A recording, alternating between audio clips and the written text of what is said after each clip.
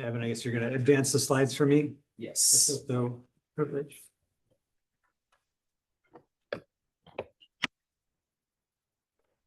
And are we live, Evan? Yes.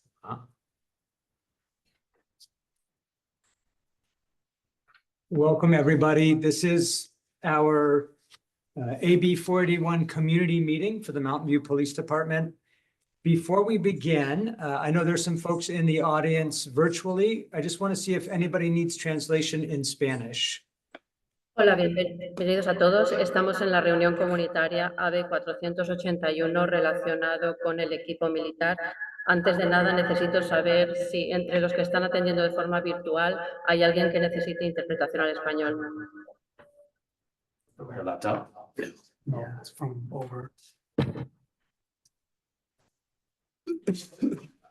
Would you get hands raised, Evan, or what would be the? I Quien will get necesite interpretación, por favor, que levante la mano. And we're taking a look. Echo, see what we can do about that.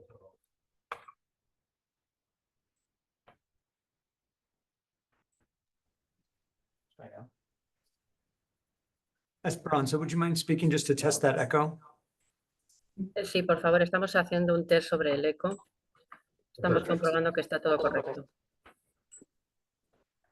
Okay, and we'll check one more time for raised hands in the audience to see for Spanish. Vamos a esperar un Are poco there más any para ver indications? No. si hay Okay, alguien Evan, que... as we go, if you see new people come in, unless we know who they are, we'll just let me know and we'll double check irrespective of the language or the name of the person. Correct. Sounds Okay. good. So again, welcome everybody. It's nice to have everybody here and have this community meeting. This is our community meeting for our militarized equipment, our AB 481 community meeting. It is covering the use of our equipment in 2024, as well as our requested and projected purchases for 2025. Next slide, Evan. Present with me are Captain Matt Atkins, Lieutenant Evan Crowell, and Lieutenant Fernando Maldonado in the audience. And I just want to make sure that folks in the audience can hear us and that everything is working okay virtually. Can we have either Tim McKenzie or Alex raise their hand in the audience, just if they can hear us? I just want to make sure.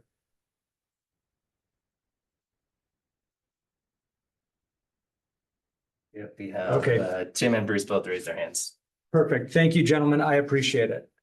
So just for some background, I feel like I skipped a slide, Yeah. but that's okay. Can we go back one more, please? Apologies. That's all right. I'm not used to having a chauffeur. That's forward, but we're gonna get there. Yeah, We're we're gonna go gonna through get that. there. And that concludes our There we go. presentation. Okay, so for our agenda, we'll just be going over a little bit of the background on Assembly Bill 481. We'll be reviewing the different categories, and then we'll talk about our use of the equipment and our intended purchases or intended requested purchases. And then we'll go over any questions that the virtual audience or certainly the in-person audience may have. Apologies, Chief. I'm just trying to make sure this is Oh, no there we problem go. whatsoever. There we go. Okay, next slide. So back in September of 2021, AB Assembly Bill 481 was signed, and it regulates the police department's acquisition and use of equipment that the bill defines as military equipment.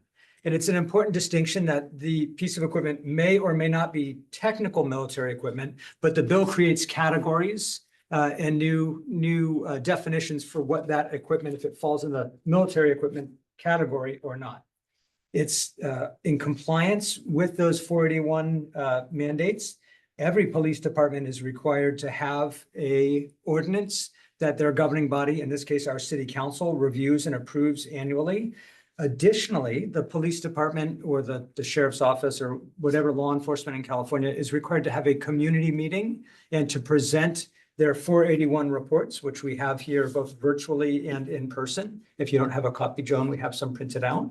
And we've also placed them on our website and emailed links to a number of community groups. Those are both requirements, but we're very happy to share the report, and there's nothing in here that we don't want to discuss. So looking forward to any areas of interest or inquiry from anybody here in the group. Just to be clear, AB 481 doesn't prohibit the use or purchase of equipment. It just puts requirements on the process for which we would seek funding, request to acquire, seek grants, use the equipment, and then the reporting requirements associated to it. So it's more of the manner in which we get it, the manner in which we use it, and the manner in which we report it versus whether or not we are allowed to have it. And it categorizes, like I mentioned, all of our militarized equipment into 15 different categories. And I'm going to go over those categories in a little bit. Next slide, Evan. So a little bit more about the background. So some of the requirements, City Council for background in May of 2024 adopted an ordinance. This is part of that state requirement, and it approved our policy on military equipment. The City Council will be asked once again after this meeting and after we take the feedback from this meeting, to approve our next ordinance. And that will be at the May 13th meeting for City Council. I'd like to go into a little bit more detail about the requirements and the steps. So 481 requires the preparation of an annual report for review and renewal. That's the report here. It also it requires that the report will be presented to our City Council. Additionally, 481 is available to the public on our city's website. Keyword search Mountain View Police Department 481 report. But also I've sent a copy to a number of different community groups, including members of the steering committee for Mountain View Coalition for Police Reform and Accountability, our Faith Leaders Council, our Latino Community Advisory Committee, members of CSA and members of Cafecito, as well as the Day Worker Center, and kind of some other community involved folks that I know, as well as being shared through the City Hall's bi-monthly newsletter, the City Hall Connection. So we really made a significant effort to get everybody a copy of this 481 report for 2024. Now, the city and the police department have to conduct a public meeting, and this is that public meeting. We will take your comments, your feedback, and incorporate them into our staff report and into our final presentation to City Council that I discussed earlier. Next slide, Evan. Now, with that kind of background, I wanted to talk about some of the categories that the police department does not have. So the first three categories here, and they're category 2, 3, and 4. Those are all different types of armored vehicles. So we currently don't have any armored vehicles. Now, it gets a little bit confusing. In fact, I've looked at a lot of different law enforcement agencies' 481 reports, and it doesn't look like there's exact consensus on the different types of armored vehicles and which one of the categories they fall into. But essentially, you can look at that category 2 as a very large person mover. Category 3 can be vehicles like a Humvee, or it can be an armored vehicle that has the ability to do breaching. And then vehicle 4, I think a tracked armored vehicle. I haven't been able to find anybody locally with the vehicle 4. I think it's like a tank with tracks or an armored vehicle with treads versus wheels. The other items that we don't have any kind of weaponized aircraft or vessels, any firearms or accessories that are designed to launch explosives. We don't have microwave weapons or water cannons or long-range acoustic devices or a taser shockwave. That's a very old product. I don't think it's around anymore, but it's in the statute. And then there's the catch-all, and we don't have anything that would qualify into that kind of category 15 catch-all. Next slide, Evan. These are the items that we do have. We do have UAS or drones. So we have a series of drones. We have a robot, so a kind of a tracked smaller robot that can enter a room before a person can go upstairs. We have 2 mobile command vehicles, command and control vehicles. We do have explosive breaching equipment. Just a little summary of what that equipment is. It's basically equipment that allows us to pop open a door or explode open a door from a distance. So we don't have to breach a door standing right next to a place of danger, which would be right next to the doorway. So we can stand off from the door and open it remotely. We have kind of our general equipment and rifles. So our SWAT officers carry rifles. although they're very similar to our patrol rifles. And maybe arguably we wouldn't need to report them by law. We thought it was better to place them inside the 481 report for just a higher level of transparency. Also, all of our less lethal systems, we have sponge round launchers that we replaced last year. We replaced all of our less lethal beanbag deployment shotguns. We have some sniper rifles that our SWAT snipers only use, and the associated ammunition for that those rifles. We also have a handful of training weapons that we have acquired over the years, some as evidence for cases or some may have been turned in. So for example, we have an HK 9mm assault rifle. We have something that looks like what I would think of as an AK-47, and we retain those in our armory because they allow our officers the ability to become familiar with how to make them safe, how to remove the magazines, clear the chambers, so that if they come across them in the field, which unfortunately we do, we know how to handle them because we get called to the scene. We need to know how to use these weapons, or at least how to make them safe. We don't deploy them. They're not in use. Many of these rifles that we keep are really as training aids so that our officers are familiar with how to clear the breach, how to remove a round from the chamber, et cetera. If we don't have them, it's very hard to teach people how to use some of these more random firearms. And then additionally, we have our less lethal munitions. So those are those sponge rounds, not the launchers, but the actual munitions that go inside of them. Additionally, we have what we call noise flash diversionary devices. So it's a loud flash and sound device that is designed to draw the attention away and disorient somebody. And then we have chemical munitions. Those are generally like a tear gas is what we have. I believe, I'd have to double check our report, but I'm pretty sure our mere OC, so our OC spray that our officers carry does not qualify, but different types of OC that perhaps our SWAT team might have could qualify under AB 41. OC means what? I'm sorry, it's oleoresin capsicum, but it's pepper spray. So the colloquially referred to as pepper spray. It's a very good question. Which, by the way, since it's a fairly small group, I think it'd be really easy. If you have a quick question as I go, I will try my best not to use any law enforcement vernacular, but I'm already 0 for 1. So hold me accountable, please.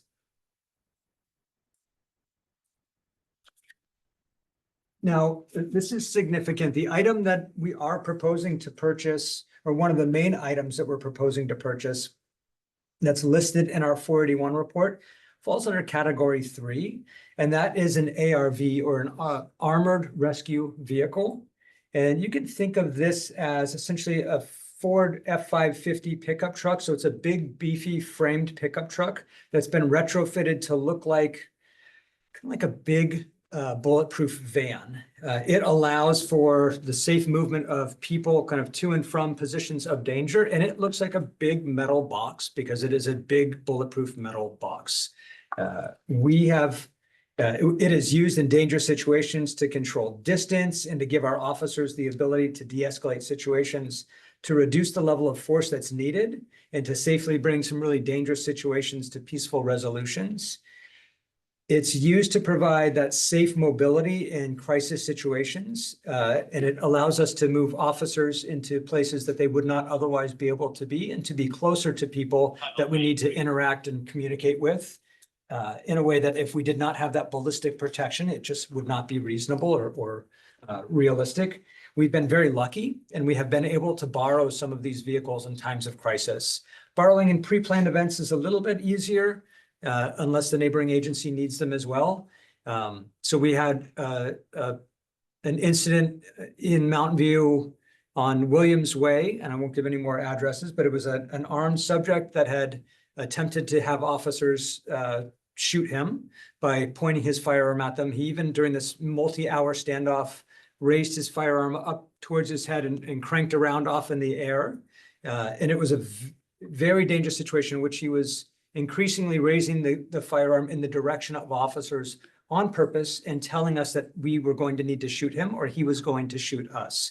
Very thankfully, Sunnyvale was able to send over an armed rescue vehicle, and this is on the border of Sunnyvale. Thankfully, it was available. Thankfully, they were willing and able to send it over. That vehicle was moved up close to the subject, close enough to engage and communicate, but not so close as to antagonize him. And for hours, we were able to hide behind it and have a conversation and engage the gentleman in dialogue. And eventually our negotiators were able to negotiate a peaceful surrender. I am very confident that had we not have had that piece of equipment, that gentleman would have shot at our officers or raised the firearm all the way a final time and would have gotten shot. And likely it very easily could have been a terminal situation. And because we were able to, very luckily in this case, get an ARV, we were able to avoid somebody having to be hurt. And he was able to get mental health treatment and get the treatment that he needed. So that in that situation, I feel confident to say that an ARV likely saved somebody's life, but possibly not just his, but our officers as well.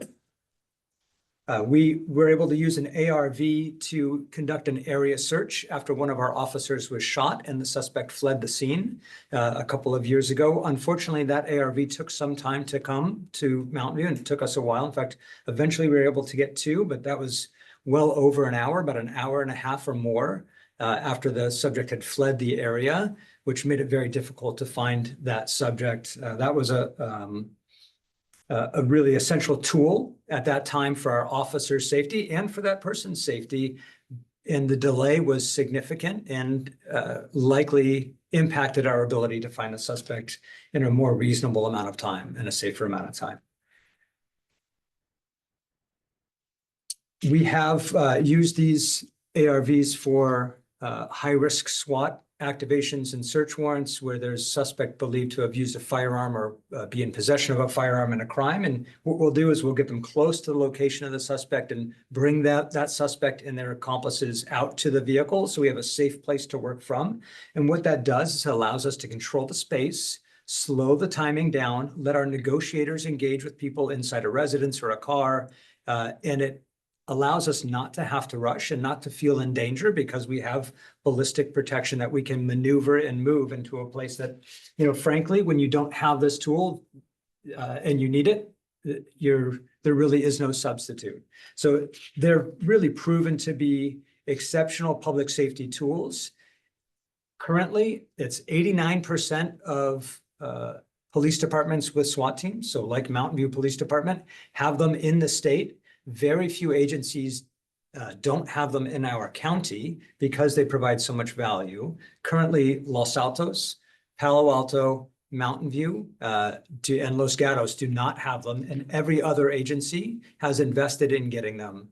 Again, this piece of equipment is built on an F550 chassis. It is something that a civilian would purchase, not a military purchase. In fact, it's made by a Canadian company on top of American truck, but it is not a piece of equipment for purchase by the military, although it is defined very clearly, and there's no question about it, it's defined under AB 41 as military equipment.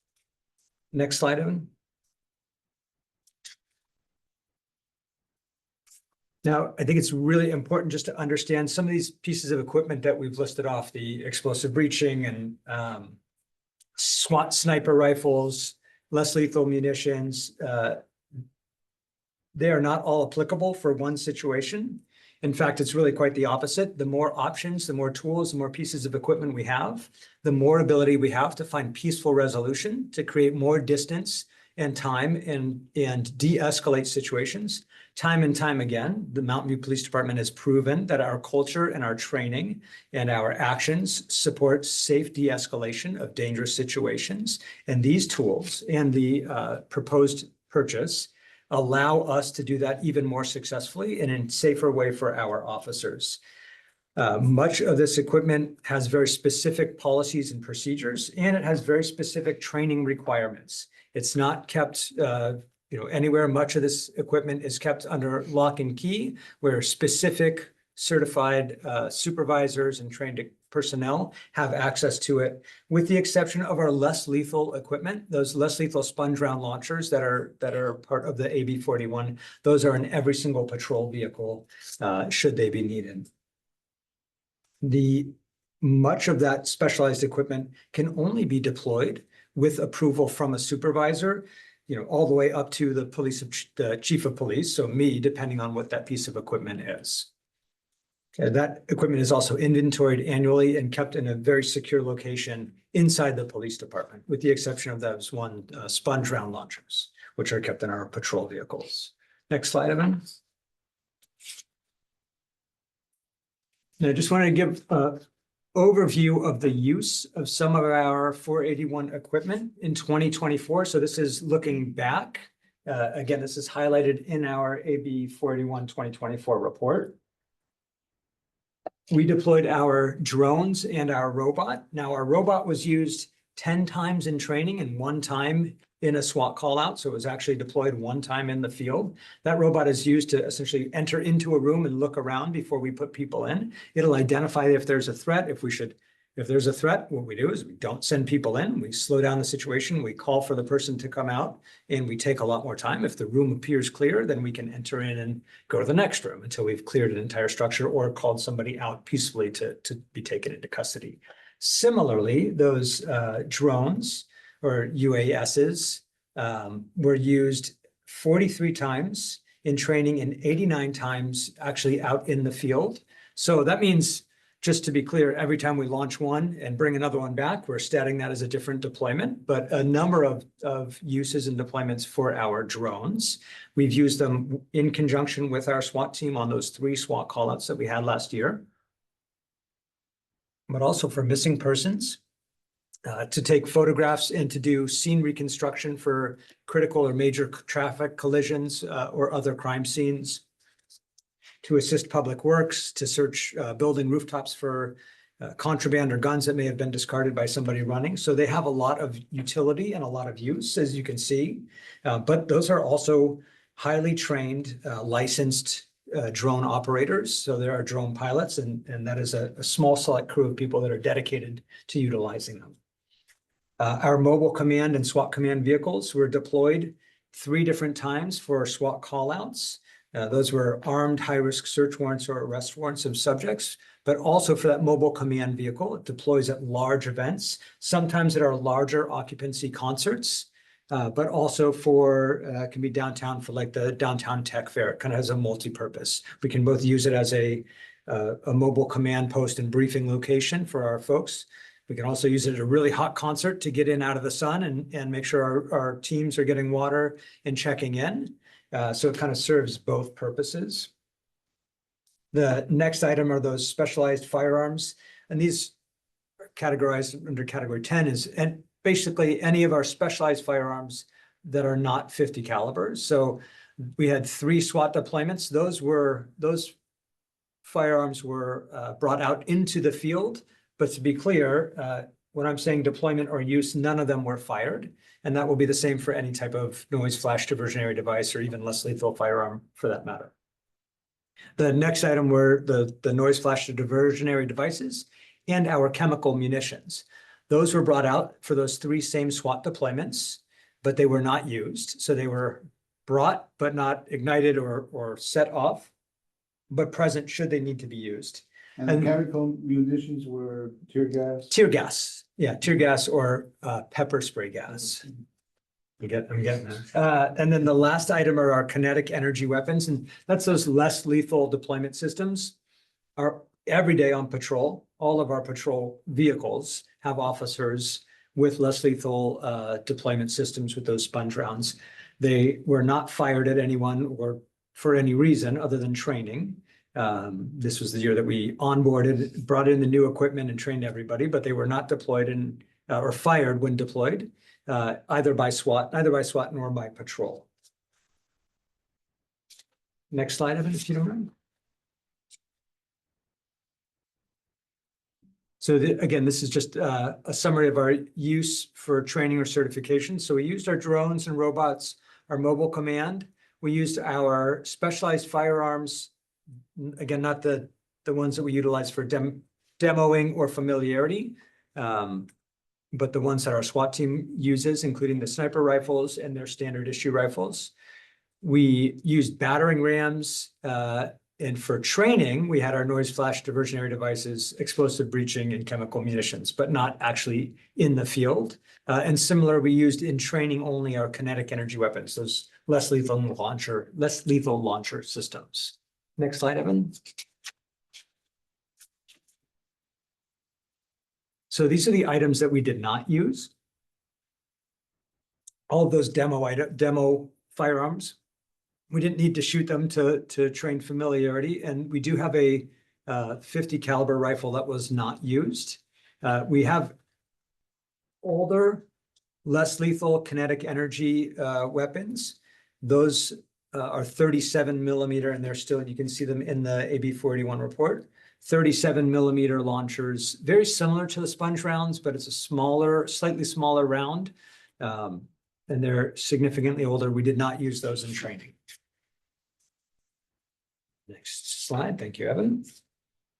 So just to summarize the purchases for last year, these were the purchases that we made, not the ones that I'm proposing for 2025, the 25-26 fiscal year. But for the previous year, in 2024, we replenished 36 different noise flash diversionary devices.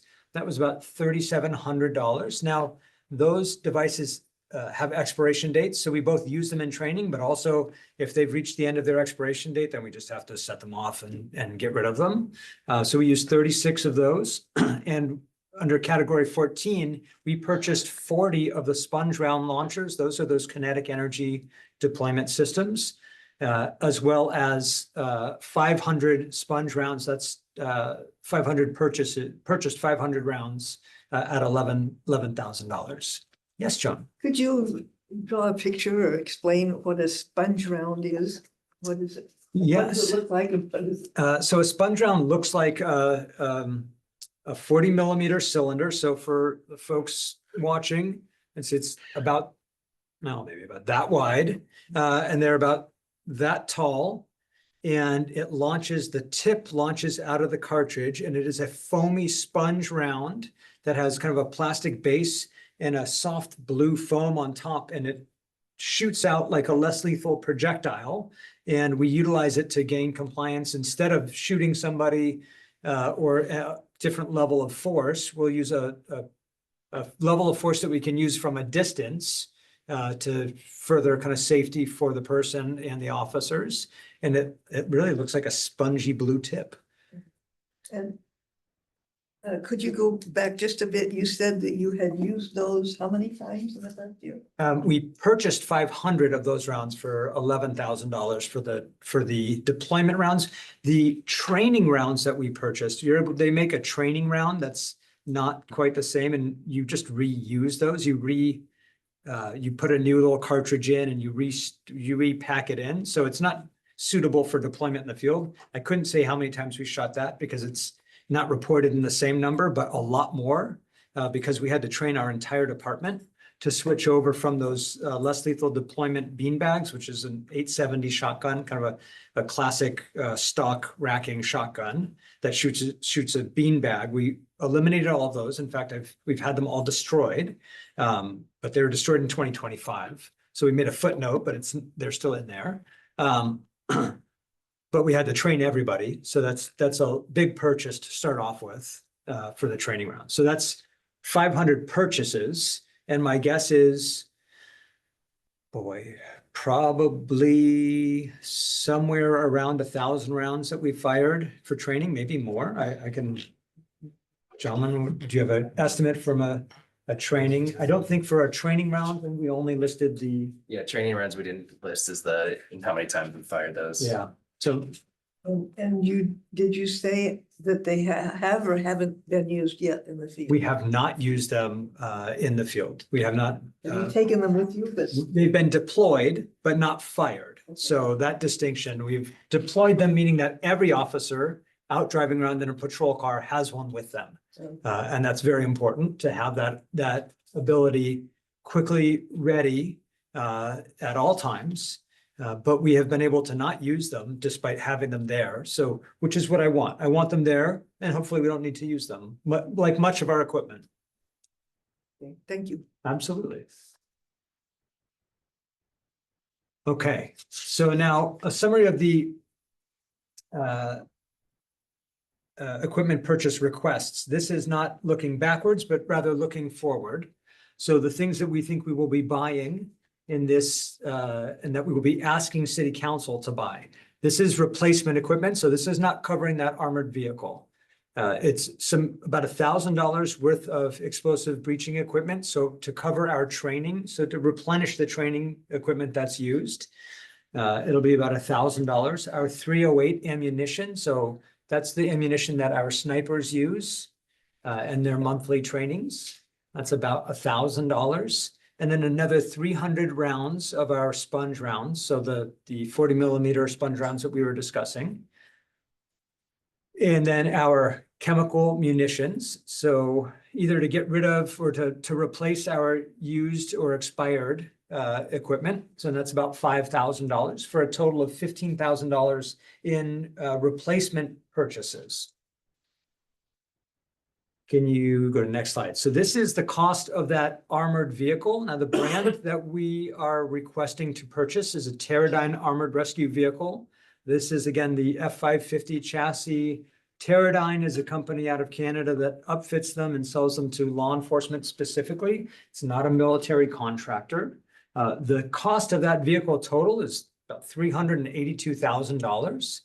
However, the proposal to the request is to use $230,000 out of asset forfeiture funds. So those are funds that the police department has with the city in a separate account based on larger criminal investigations that have seized funds, gone through the court process, and now are kind of held in an escrow account. So not coming out of the city's general operating fund. 200,000 of those are from state asset forfeiture funds, while the $30,000 is from federal asset forfeiture funds. And then we propose or are requesting $152,000. So probably about the cost of the truck component of the vehicle to be covered from the budget. So that's the request in the budget process will be for $152,200 for the remainder of the vehicle. Any questions about those costs? Okay. I do have a question. Yes. Are there other similar materials not classified as military equipment that are comparable to what you're talking about here, or does this include all guns, all non-lethal weapons?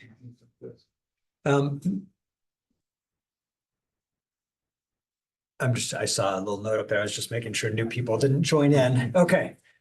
So there are pieces of equipment that may be slightly comparable. For example, AB 481 says if it's your standard issue equipment, then you don't need to put it in your report. So our officers have handguns and they have handgun ammunition and they have rifles in their cars as well. And those rifles are standard issue equipment. They're very, very similar to what our SWAT rifles are. They're both semi-automatic. They're both on an AR-15 platform.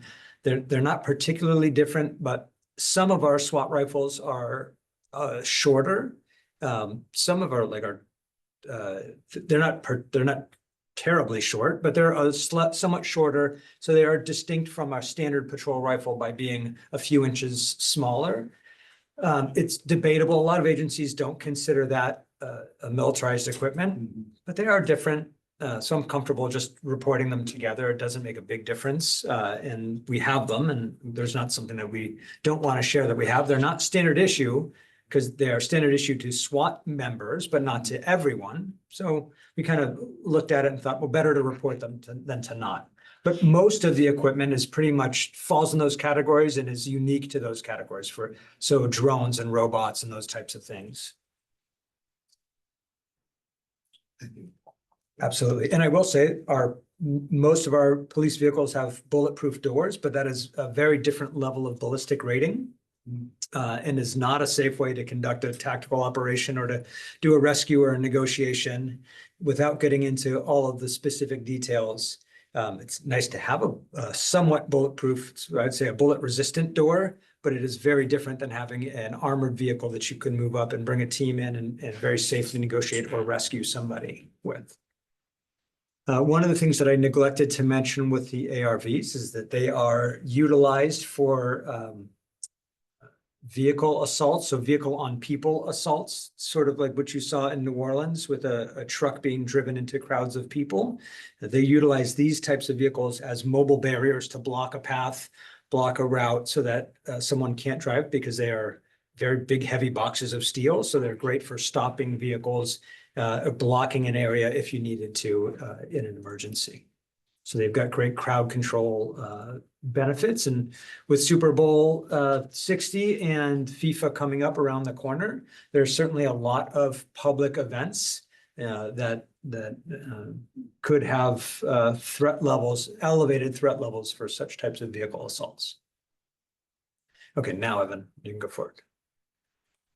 So just some of the key takeaways is that the police department is very careful about assessing what equipment we need and the equipment that we utilize to protect our public. When resolving critical incidents such as active shooters or apprehending violent subjects, we utilize this equipment regularly with very positive, peaceful outcomes. And it is the position of the police department and me as the police chief that the more equipment options our officers have, the more equipped they are to peacefully resolve situations and the more safety they bring to themselves and to our communities and to the people that they're interacting with. Much of our equipment helps to create cover and distance and has been proven time and time again to enable us to have peaceful resolutions. The equipment listed is highly specific. It is limited to very specific deployments with the exception of those 40mm sponge rounds. They're not taken out day to day, and they are under lock and key and utilized only by people with higher levels of training and approval. We had no complaints about our equipment or policy violations or concerns in 2024. Had we have had any, they would have been listed in our annual report. And then, thank you, Evan.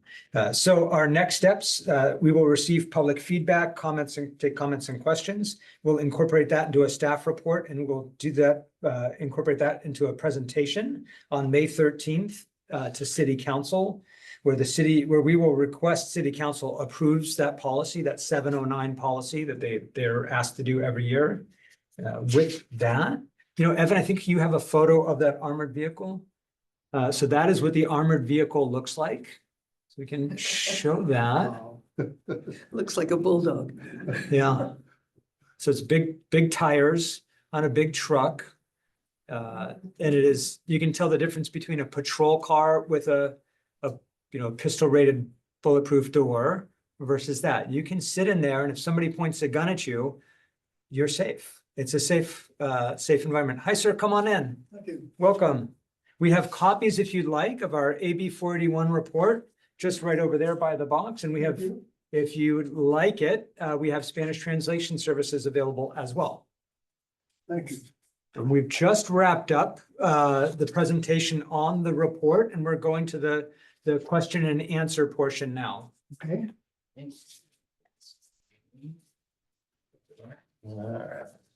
And Joe, just to answer your question of how many rounds we're using training, it's about 500 rounds that we used last year in training. That's of the live rounds. Correct. Like so what we'll do is we'll train on the lower level, cheaper, reusable rounds.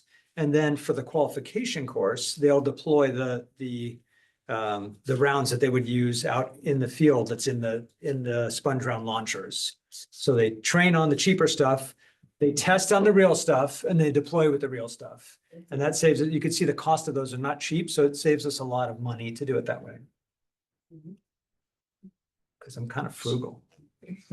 So Chief, it looks like from the top, from people in Zoom, we have 2 hands raised, Tim McKenzie and Bruce England.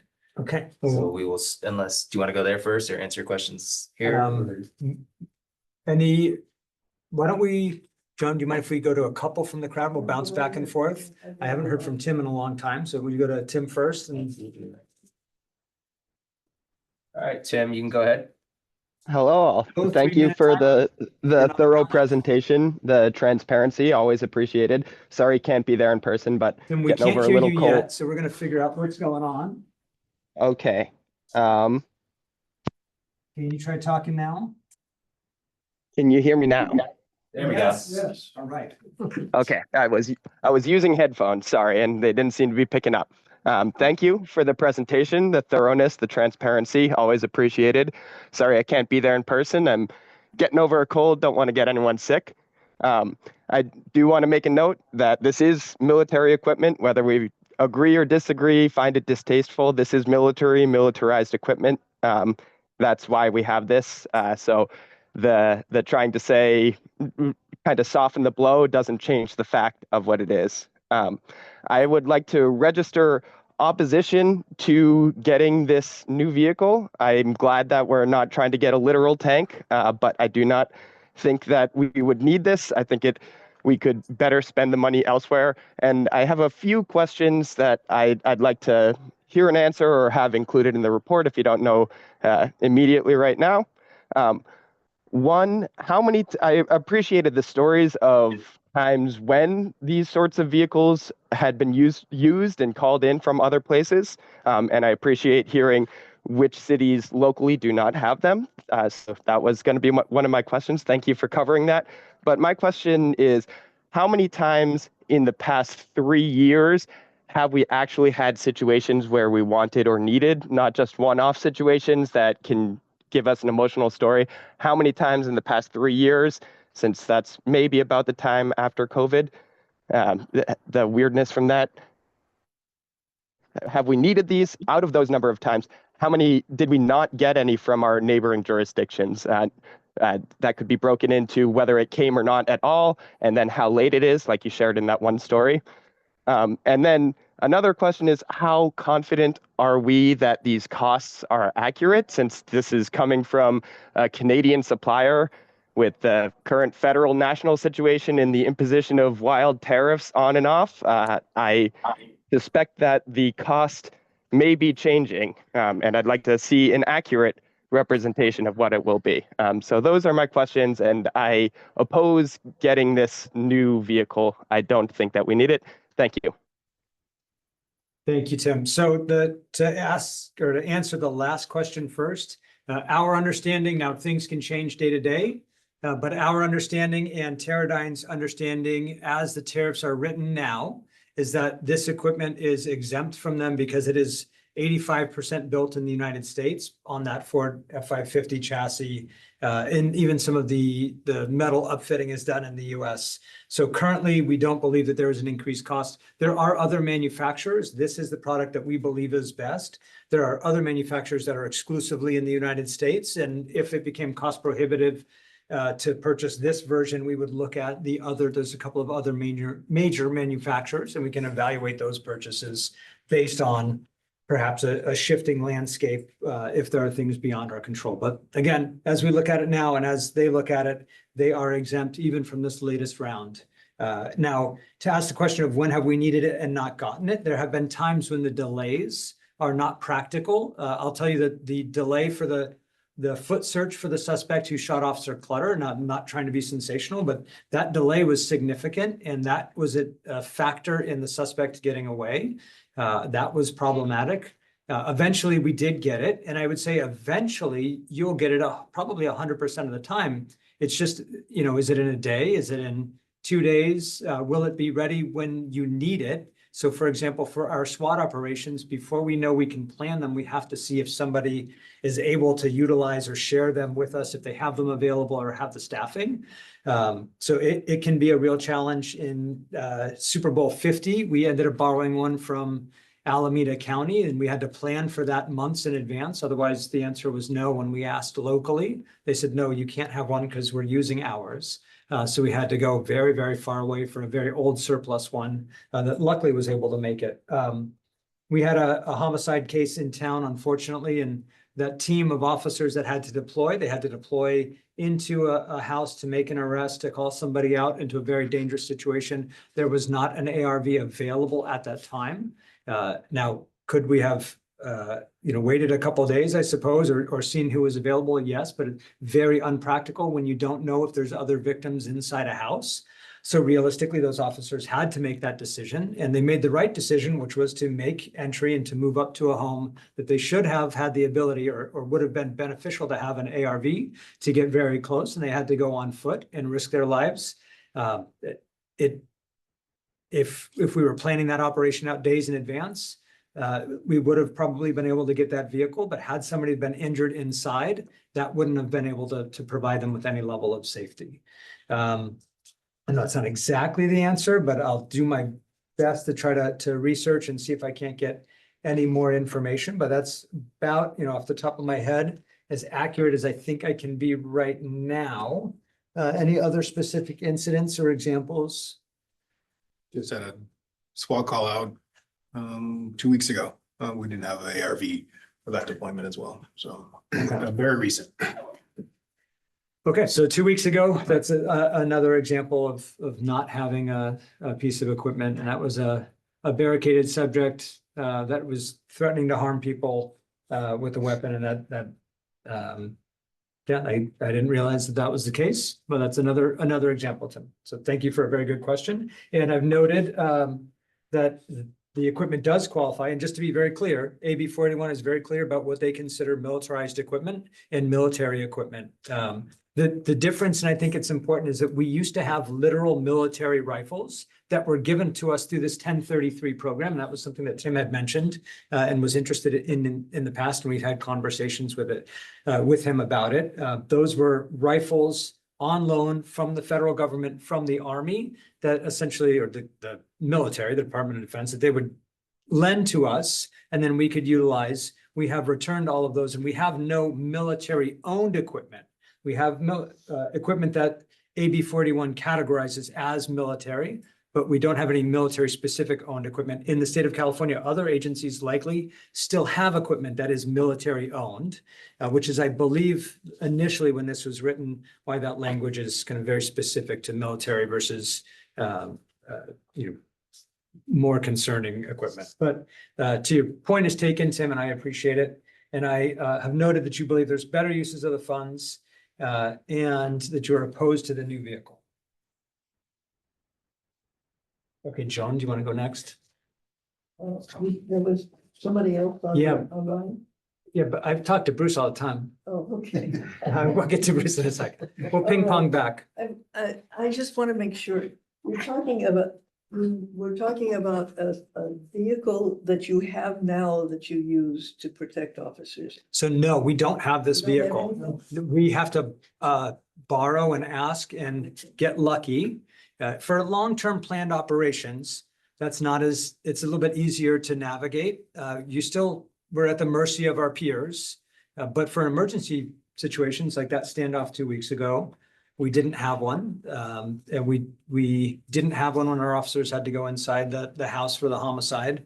So there are times when we have not had them and they're delayed. Additionally, a big problem to not having them is you don't get to train on them. So training is really where we set up our success. You're really preparing.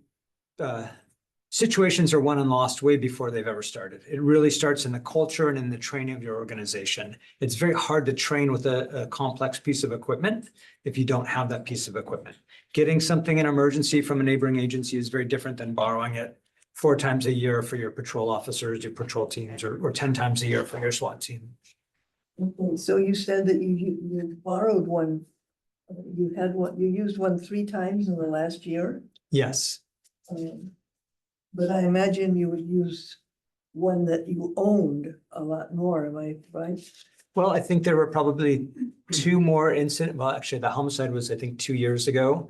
Probably 2 more situations where we would have rolled it out, but it would depend. I mean, we might get lucky and not need to roll it out for any infield situations. It's not something that you bring to every call. It has a specific purpose. So I can't say how many times we would or wouldn't. I would say on average, we get about 3 SWAT call outs a year, but it really ebbs and flows. But also some of the value to this piece of equipment is in that crowd protection, being able to pull in and block for vehicle assaults. And I'll be honest, I believe that having that piece of equipment is essential for large crowds. And I believe that we have venues and circumstances which would justify having that piece of equipment ready. It doesn't mean it's in the middle of a crowded situation in the middle of the Art and Wine Festival, for example, but you have it deployed and reasonably ready to move into a location when it's needed. And we have those situations many, many times a year, dozens of times a year. Without going into more detail, because we are in a public meeting, there is definitely a need for that type of mobile security for groups, for crowds. And you're using now what kind of a vehicle if you have to be controlling a crowd or. Blocking a vehicle from a crowd, we'd have to use a patrol car. Okay, that's all you Yeah. have now, is a patrol car. That's correct, yeah. Um. So about how long and how wide is it? We can pull up the specs. Evan can, Yep. Lieutenant Crowell, if you I don't mean, know, can. is it bigger than my car and bigger than? Well, I yours? guarantee it's bigger than your car, Joan. It is bigger than my car, but not, Is it bigger than the one you drive for the police department? yes, it is. So what I drive is built on an Expedition is built, I believe, on an F-150 chassis. And this is built on an F-550 chassis. There's a lot of metal to make it bulletproof, which is what makes everybody inside and behind it safe. And on the other side of it, frankly, it has to have a big engine. That's right, it has big tires. It is a big beefy truck. And we can look at the specs. Well, I don't even know exactly. Look, we'll keep, With what you've told me, that's, okay. how many people can get in? You can get 12 people. You can, and you can, if you're rescuing people, so they have been used for natural disaster rescues. You can get 20 people inside, or you can get about 10 SWAT operators with their equipment, 10 to 12 SWAT operators with their equipment, probably 12 or 14 if they're my size. And if they're bigger, maybe like, full-size SWAT operators, maybe 10, 12, 10. So in the last year, you borrowed 3 times. But if you had one, I have a feeling you'd use it a lot more. So I think one of the main areas that we would use it more would be in the training to make sure that we're better with it, more proficient with it, that our negotiators can practice in it much more often, that we can practice the deployment of our negotiators from protected location. That's something that we have to figure out often on the fly. We have to figure out, well, how will we get this big metal box in, and how are we going to move these negotiators to a place where they can talk what works and what doesn't work? And there is no substitute from real life training. We don't do that with anything else. We train everything else in a realistic, real world scenario. We try to replicate scenarios to be as realistic and complicated as we can. We kind of start simple and build the more complicated. In this case, we don't get these vehicles to train with regularly. You get them for an emergency situation. So we really are behind the ball in our ability to be really deft and skilled in their use and utilization, and to make the teams as good as they can be at the negotiations and the movement and the protection of people, in the loading in and out of. They've got very heavy metal doors, and they're tricky to use if you use them 3 times a year. But also they would be deployed at a lot of larger events with potential for assaults on crowds. And then hopefully we would have no SWAT call outs that we needed them for. But I could think of 1, maybe 2 situations where somebody's armed, and it's a dangerous situation where we would have been beneficial to have that piece of equipment there. And I can say it's much better to be good and to have the right equipment than to get lucky. And we have definitely gotten lucky. It is part of our culture, and we try to train to de-escalate situations before we get to them. But a big part of that is having the equipment to do it right and to control the variables that you can control. And with this piece of equipment, it allows us to control distance and time and to slow situations down in a way that if you don't have it, you just can't control those. So it's invaluable when you need it. But my guess would probably be a couple more times a year. The great part about AB 481 is every single year we would be reporting exactly how many times and how we use the ARV. To answer your question, Joan, it's about 20 feet in length. That's a lot. Okay, yeah, well, if it holds 12 people packed, I mean, Yeah. big people, yeah, okay. Or there was, I've forgotten what it was. Oh, yes. I have the feeling that we're going to see a whole lot of protest parades in the next months. And I also wouldn't be surprised if some of them got violent. Would a vehicle like this be useful in any way in a situation like that? I would say that a vehicle like this would not have a place in almost all protests. If there was a high level of violence, then I would say it probably moves away from a protest towards violent assaults on people, if that's what you mean. Yeah. So if there are really dangerous assaults on people, then it could qualify, I suppose, but realistically, they're not suited for, nor would we be utilizing it for crowd control or protests. It would have to be a higher level of violent crime that would risk people's lives and safety. Thank you. And I hope you're wrong. So I have a couple more questions. Yes, and then maybe we can go back online Yeah, the only afterwards. other, Bruce is the only other hand raised. Bruce, we'll get to you next, okay? So my questions are with respect to school shooting intervention. Hopefully that never happens around here. But how do you see you haven't talked about that. How do you see your responsibility to be prepared for any possibility? Well, it's not just school shootings, but also workplace violence situations. They were deployed at the Gilroy Garlic Festival, for example, to get teams in to do medical aid, as well as at the VTA yard shooting in San Jose. But they certainly would be used to move a team they could be used to provide safety and security for medical aid to get into an area or to create a safe zone for doing more tactical medical care in a school shooting, et cetera. Now, most likely in the actual shooting portion of it, our officers will be going in way before. They're not going to be waiting for an ARV, but follow-up officers will be coming in an ARV. Probably multiple ones, but we need those ARVs to move medical teams in, provide safety.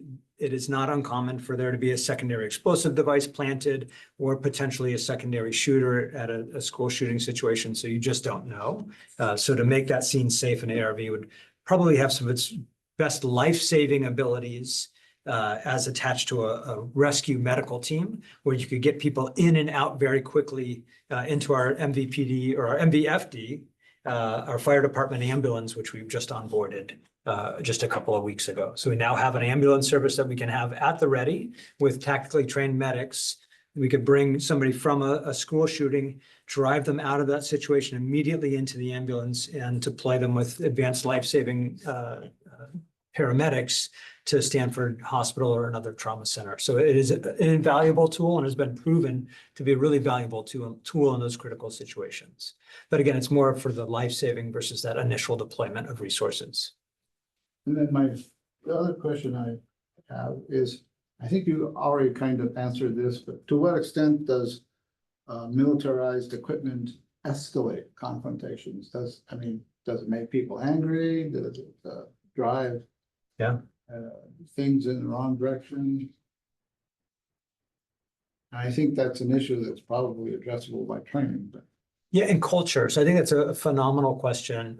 Much like any piece of equipment or any tone or any kind of aggressive stance, there is a time when that can make a situation much, much worse. So the thoughtful deployment and use and policy associated to the equipment is important, but also the scenarios in which we practice utilizing it and how we practice utilizing it. It is not going to de-escalate every situation. Some people who are in crisis, it may increase the escalation, but I think if they're in crisis with a weapon, that's very different than in crisis without a weapon. So I would not see a place for this type of vehicle for a crisis situation that does not involve a deadly weapon. And if it was going to be deployed in a situation where there's someone in crisis with a deadly weapon, there'd have to be a clear strategy and deployment methodology that enables a de-escalation. So not just driving the truck right up to somebody and using the air horn to intimidate them, but doing what we did when we saved the gentleman's life on Williams Way, which is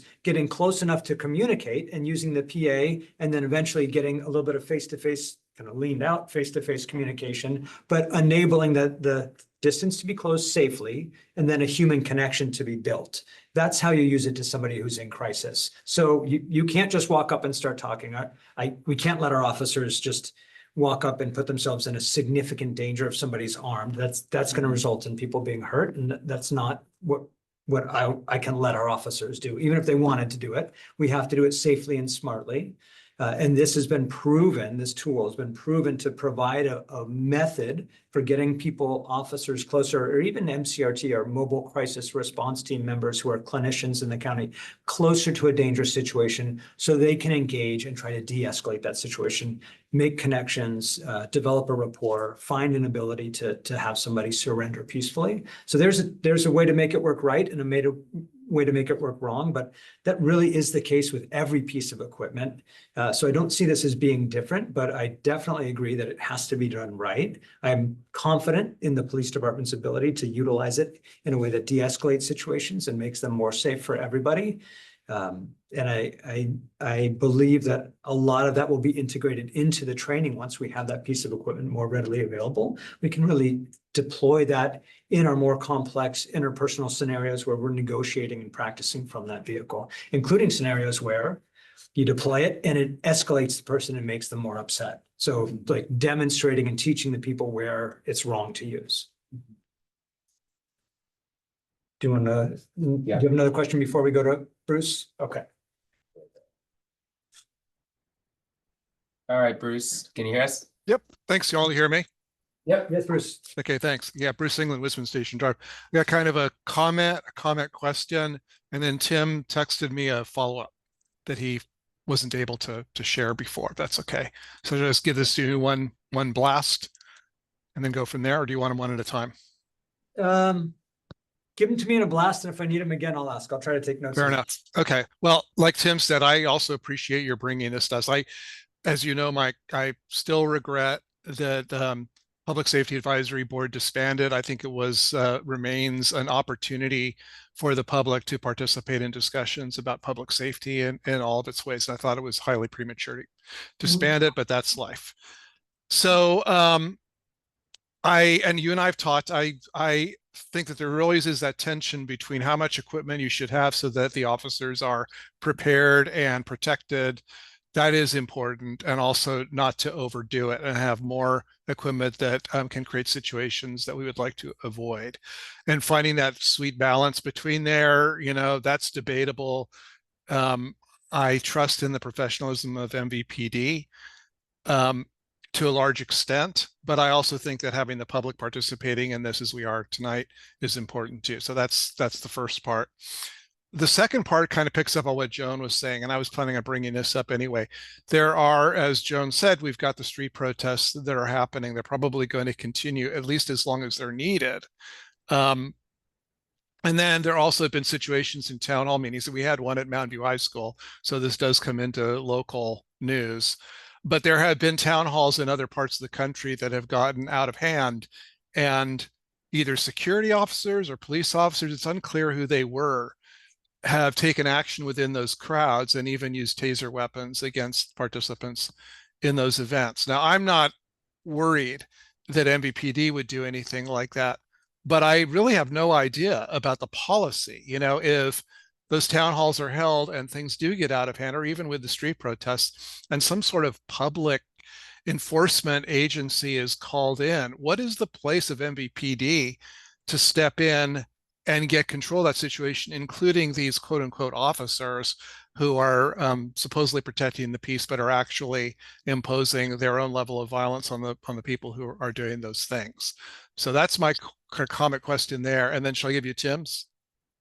Sure. Yeah, give me Tim's. Okay. He says, Tim, you can raise your hand again. We'll call on you again. That's a okay, nice I don't know if he's available, but I'll just give it to you anyway, and then we'll go from there. He wants to have some clarification of the difference between category 3, which they're asking for, and category 4, which they have. And that's it from me. Okay. I'm going to answer the last one first. Once I look up the categories.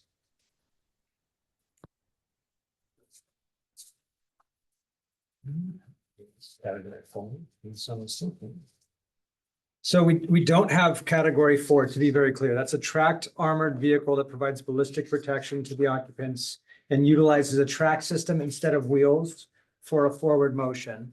I think where I've seen this item placed is either between 2 and 3. And I was hoping for a consensus when I was reviewing, but there just isn't one. Because they do have breaching equipment on them, they qualify for 3, but they are mobile personnel. They're they're personnel carriers, essentially. They're safe environments to move people, so they're kind of two. But it looks like most folks are putting them under category 3. But none of them, I don't know anybody with a category 4. And just to be very, very clear, we don't have any tracked armored vehicles of any sort. Nothing on tracks. We have that little robot, our little Robotex robot, but that is definitely not a category 4. Back to the comment about protests, I think very clearly we would not be using this. And although the policy isn't drafted, there would be no universe in which we're deploying an armored rescue vehicle for a protest, whether it's, civil disobedience, lawful or unlawful. It would have to get to a state where it's to protect, serious life and property of, I would imagine something to the level of firebombing buildings and attacking people with significant violence and weapons. That scenario kind of shifts away from protest and moves towards violent riot. And even during our most active protests in Mountain View, we were nothing along those lines. And just to be clear, when we've had protests in Mountain View, even when they've been anti-police protests, what we've done is try our best to work with the protest organizers, block off the roadways, although we encourage people to abide by all the vehicle code laws. But if we believe they're going to be in the roadway anyways, block them off so they're safe in those roadways. Even during anti-police protests, blocking the side traffic so that groups could move through safely, even if they were protesting our actions, just protecting both their persons as they're exercising their constitutional rights, but also ensuring that they have a safe place in which to do it. And irrespective of the nature of the protests, we're there to ensure that they're safe to do it and that we're trying our best to collaborate with them. An armored rescue vehicle does not belong at a protest, even one with civil disobedience. That is not the appropriate place for it. As for a town hall and uses of force, it's definitely my preference when we can to have our police forces present, just to make sure that we can monitor and ensure that nothing like that would happen at a protest. I can't speak for somebody else's, maybe federal police or something along those lines. But again, we have a long history of ensuring protests and group assemblies happen without any level of interference from the police department, but rather just a level of protection. And when there's oversight, it's intended to be from a distance, ensuring that everybody's safe. So I hope that answers it. Do you still hear me? Because I'd like to follow that up just briefly. Yeah, I can't. Go for it, Bruce. Yeah. So when the organizers, not the protests, but town halls and things like that, when they hire their own security, are they required to, sorry, I didn't have my microphone down. Are they required to register with the city or do anything like that so that you're aware ahead of time that they're going to have those personnel, and then maybe you can even get in touch with them to find out what their practices are? So they would depend on the type of event. If it has a permit, so let's say it's at maybe a hall, like a public hall that's rented out, then often those will have a permit associated to them. And then yes, we have had a couple of those. It's been years since we've had one, but where we get the conditional use permit, and with that comes the security plan and the security company, then we may touch base with the security company. And quite frankly, if it's going to be politically charged, we have resources available. We'll check in beforehand. We may have them physically there or just in the exact proximity, but maybe out of view, depending on the circumstances, to ensure that something like that would not happen or to mitigate it if it did. But we've had some pretty politically polarizing speakers in town at some of the events over the years. I mean, some of the ones that make all the news in other locations, and we've been able to mitigate that both with the city planning that's required for the permits, but also with our engagement and our staffing resources in our coordination with the protest organizers, the event security, and the event owners. Okay, good. Thank you. I think Jim re-raised his hand. All right. Go ahead, Tim. Yeah, thanks for clarifying. Sorry, I was mistaken of the categories. This is one reason I appreciate these presentations, because there are a lot of things to keep track of, and I lose track a little bit. So the question I had meant to ask is, how could you articulate further the differentiation between the $300,000 vehicle that you're requesting to buy and the mobile command center or whatever it is that you do have. My understanding was that was essentially a big armored vehicle for moving people safely around. So a little bit of clarification of how those differ, use case of one or the other, and why we might not be able to leverage what we already have and have to spend hundreds of thousands of dollars on something else. Very good question, and the name is kind of deceiving for mobile command. It is more like it's an RV that you can drive with a Class C. It's as big of an RV as you can have with a Class C license. It is essentially like a movable briefing room it has a couple of cameras that we can lift up and can look around to survey an area. It has whiteboards and monitors, maps and computers inside. So it's much more of like a dispatch briefing location than it is a actual physical personnel mover. In fact, it has those RV blowout doors, the doors that kind of articulate out and expand. So when it's moving, they're closed. I mean, it won't crush you to death, but if you're a big guy, you can't fit very well in between. It's really snug. It's meant to be set up and used as a command post. We'll use it at many of our higher service call concerts, or if it's a really hot concert, like temperature wise, to provide air conditioning and shade for people, to have a place for folks that need to come in and rest, get out of the sun and get some water, as well as do some report writing. So it's very much not a personnel mover or a safe vehicle to move folks in. It is very specifically like a mobile briefing room, as compared to a mobile bulletproof room, which is a small room, but it's really what the ARV is.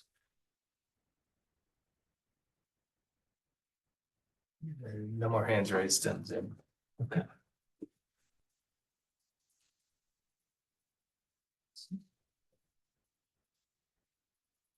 Joan, do you have any other questions?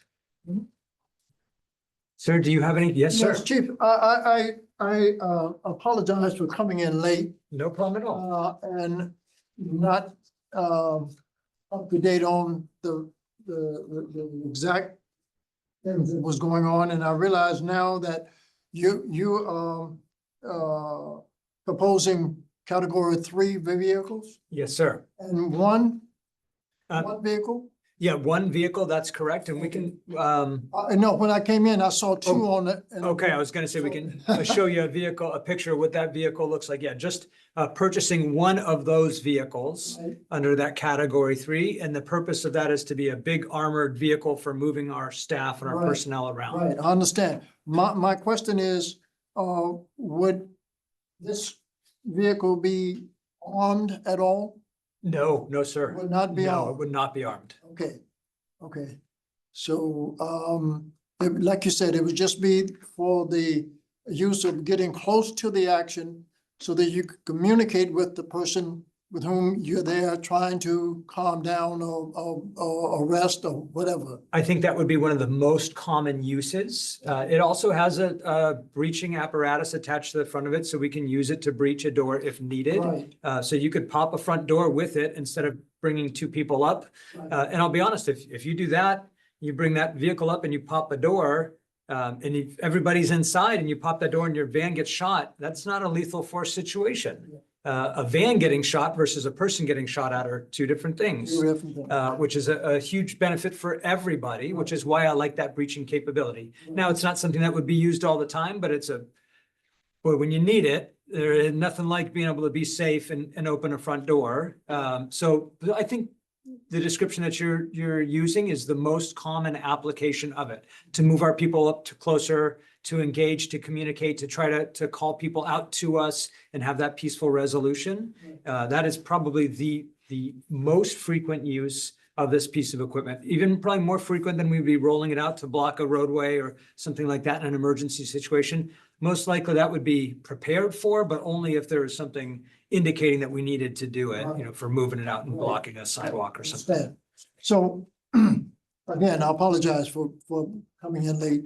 No problem at all, sir. With the new police department plan for a new building, would this vehicle have to be, in a special location, or it would naturally be there at the station, but would it need any additional preparation? Yeah, it's a very good question. No, as the building designs are now, it can be underneath the parking garage at the ground floor level. They can also be parked outside. The tires are big and they're a lot of rubber. I prefer to have the tires not in UV sunlight. So my preference would be just to have it tucked on in the ground floor of the parking garage during the construction phase of the public safety building. I haven't asked him for his permission, but I bet the fire chief would let us leave it at Fire Station 1 just around the corner. Again, I don't have, that is, I'm just winging it here. So, but there are locations that we can have it. It doesn't require a lot of extra shore power or anything too fancy. It really is, although it looks big and bulky Yeah, which is, and Doric. It really is an F-550 pickup truck with a big old metal shell.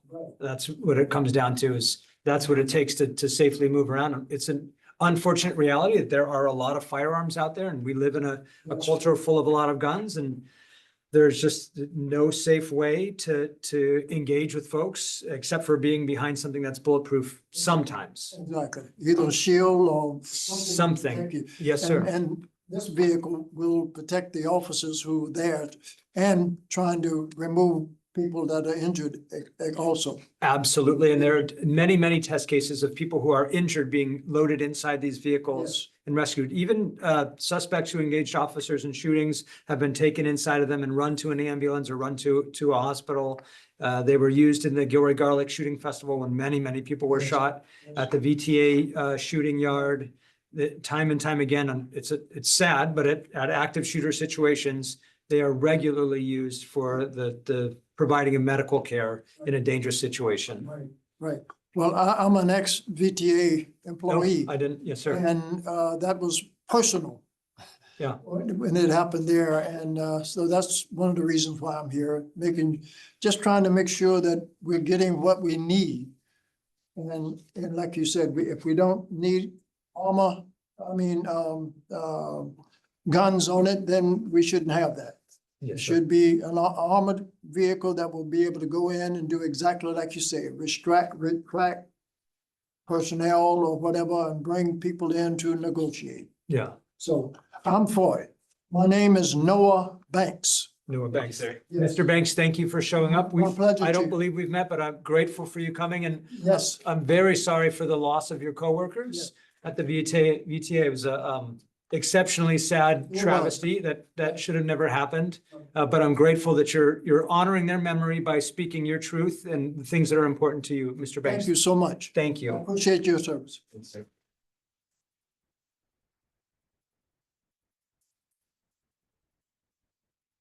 Do we have any other questions?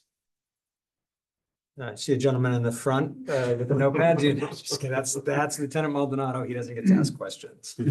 Before You wanna- oh yeah, Joan, go ahead. Yeah. What is your next step? Do you need people here to tell you we like it or we don't like it, or you? I would love to hear that, but more of just getting your feedback, but I'd like to get that feedback. Yes, Joan. And then we will summarize that feedback. It goes in our staff report. That staff report goes to city council and is presented at that May 18th date. It's 18th or 13th? 13th. May 13th. I think I said 18th, but I meant May 13th date. And then, so then we present the proposal, and then council comes back because it's an ordinance. They approve it at the subsequent meeting, but we will be presenting at the 13th. But the feedback that we received today will be summarized and put inside our staff report. Okay, then I have one more feedback. Okay. And that is that I think you ought to get this vehicle. Because when you need it, you can't be depending on Alameda or Los Gatos, who doesn't have one. Or San Jose, who might. So.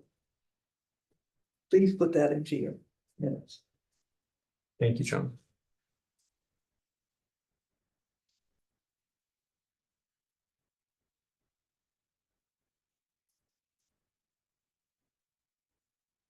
Okay. I wanted to give the Yes, sir. pretty much the same feedback, but in a different way. I think you'd be neglecting your responsibility if you don't get one of these.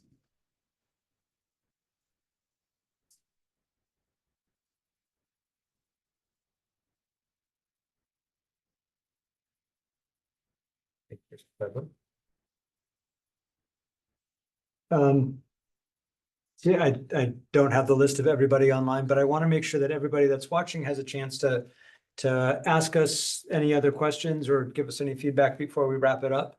And I do just want to say thank you to everybody that showed up, both in person, but also virtually, and say, Tim, I see your hand is raised. We'll call on you in one sec.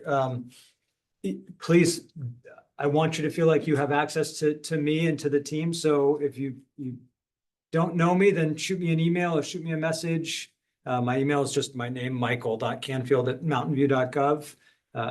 I very much believe in transparency, both of our police department, but also access to the people in the police department that influence the decisions and set the training, and hire the people that do the great work that our officers do. So I want to make sure that you have access to myself, to Matt, to Evan, to Fernando. So please reach out when you have questions. It's not just at a public meeting, it's anytime. And that goes for everybody here. Tim, you are up, sir.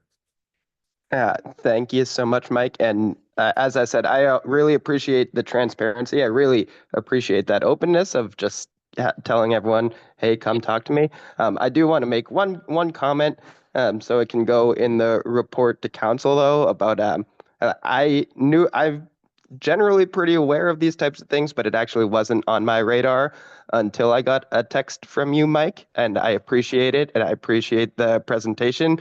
But the cross section of people who may have been aware is much less compared to, say, when we had PSAB, where this was a regularly scheduled thing. So just want to also make that clear of the one shouldn't need to have the chief of police on a texting basis to be able to learn about it. Although, again, thank you, and I appreciate you being so open and available to everyone. It's really a positive thing. Thank you. Thank you, Tim. And just for the group, we tried to reach out to the CPRA steering committee to have them share it to the LCAC, Latino Community Advisory Committee, to our Faith Leaders Advisory Council, to members of Cafecito. Well, that threw me off because we were closing on to Cafecito and other community groups, CSA and the Day Workers Center, as well as on the city email distribution. But it's a very good point, and maybe Tim or others are definitely open to new methodologies for next year to how we can reach more people. I think this is about as many people as we get at most of the PSAB meetings, but I want to reach more. I'd love to fill it and then have to, get food or snacks or something else. So if we could fill the room and have a big virtual meeting, that would be an even better success. So let me know ideas. We're open. So thank you, everybody, virtually and in person. I guess with that, unless I see a hand raised, we're gonna wrap it up and we'll close the meeting. I'll give it kind of 5 seconds. 3, 2, 1. Okay, and we're ending the meeting. Thank you very much. Thank you, staff. Thank you, Evan. You're no Michael, but you're pretty good.